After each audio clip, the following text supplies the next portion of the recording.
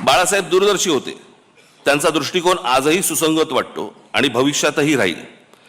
त्यामुळेच ते कालातीत राहतील. बाळासाहेबांसारखी प्रतिभा परत कधी बघायला मिळणार नाही.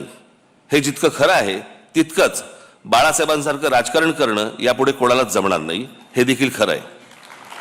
पण त्यांच्या प्रतिमेला कुठेही धक्का लागणार नाही आणि त्यांनी मराठी भाषेसाठी, मराठी माणसांसाठी उभारलेला लढा हा मात्र धगधगत राहील, हे पाहणं बाळासाहेबांच्या पुढच्या पिढ्यांच्या हातात आहे आणि ते आम्ही नेटाने करू, हा आमचा मराठी माणसाला शब्द आहे.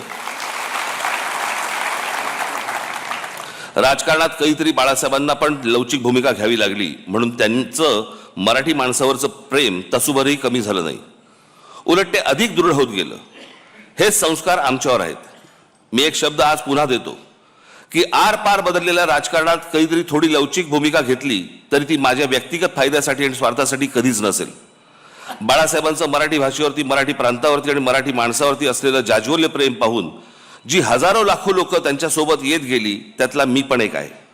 त्यामुळे बाळासाहेब आणि मराठी या दोन शब्दांवरती माझी आणि माझ्या महाराष्ट्र सैनिकांची श्रद्धा, प्रेम तसूभरही कमी होणार नाही. स्वर्गीय बाळासाहेबांना श्रद्धांजली.